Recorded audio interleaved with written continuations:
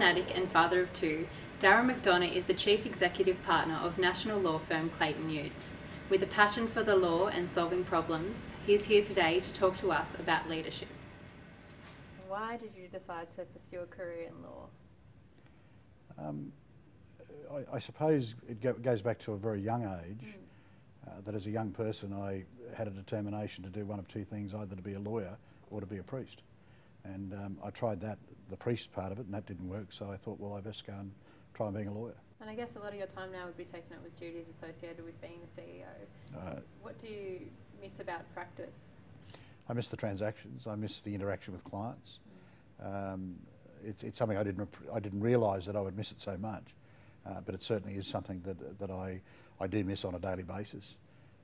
But having said that, the reward that I get from doing this job is fantastic. And speaking about rewards, what has been one of the most rewarding experiences of your whole career?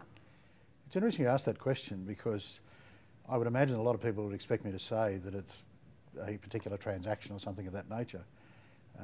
There are two matters that I've acted in which were extremely rewarding, and in both cases I received little or no remuneration for the matters. They were more in the nature of pro bono, and in fact probably before pro bono was even really thought of in Australia, where I was able to assist a couple of people who had some real problems ahead of them. I think one of the greatest things about being a lawyer is being able to solve problems and assist people, and particularly in those two instances people were in rather desperate straits, and I was able to bring to bear the experience that I had at that stage of the game as a corporate lawyer and to assist them out of a spot. How important are people skills, not just in your lawyering but also in positions of senior leadership? Stephanie, leadership is all about people. People and people skills. I can't put a definition around what people skills means, but I do know that in this business it is a people business. It's either the people that are working with us within the firm, the partners and the other employees, the lawyers and so forth, and our support staff, and then with your clients you're dealing with people as well too. So to me, people skills are absolutely paramount. As far as the skills are concerned, I think as a lawyer you've got to be very careful to make sure that when you sit around a boardroom table you don't look at everything as a lawyer would. You've got to look at it as a commercial person. Whilst you can bring to bear the legal skills, the decisions that are taken are commercial decisions. You need to be very careful that you divorce, as it were, your background as a lawyer. And what's been your experience of work-life balance in the legal industry? If you spoke to my wife of 36 years, she would say that I do not have a work-life balance.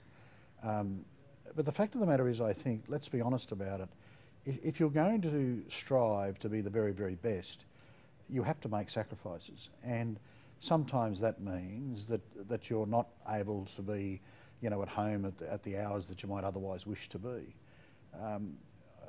I think in my case, whilst I've put in the hard yards as far as work is concerned, I've made sure that when I get the downtime that I actually do something, with my family, and that's been very important to me over the years. I think the problem is always just striking that right balance, and if you're going to strive to be at the very top of the profession, it's unfortunate that you do need to make some sacrifices, and that's the case, with athletes, for example. Athletes have got to train and do things like that they would much prefer probably to be sitting at home watching television. What would you like to tell young lawyers who might like to follow in your footsteps? Well, the first thing I'd say to them is don't. Carve out your own career. Whilst you can see somebody as a role model, don't do exactly what they've done. Learn from what they're able to impart to you, learn from their mistakes, and just do it a lot better. People who want to establish a career in the law, I think in this day and age, have a world of opportunity available to them. It's not just a matter of working in a law firm. You can work within companies and so forth. You can take your legal degree, go work in a law firm, go and work in a company, then move into the commercial side of the company or something of that nature. So I think the opportunities are enormous. I think there's two things. I spoke to a group of lawyers yesterday and I said there were two things that I think I owe my career to in one sense, and that is that first and foremost I developed a network of people, and I did that through, as I said yesterday, I'd go to the opening of a sardine tin if I thought I'd meet somebody. So that I'd go to breakfast, I'd go to lunch, I'd go to dinner to meet people, to get to know them, get to understand what was going on in the business community. And the second thing is working at building your profile. That is becoming acknowledged in an area of expertise within the law. And you can do that through a whole range of things, through publishing articles or writing books, which I did many, many years ago, so that you actually establish for yourself a career. Would you say that leaders are born or made? I don't know the answer to that question. I've often heard that they're born. I've never really considered myself as a leader. I've actually looked at things from the point of view of getting in and doing my job. I think that there can be a problem sometimes when people aspire to leadership when in reality they don't have the necessary qualities.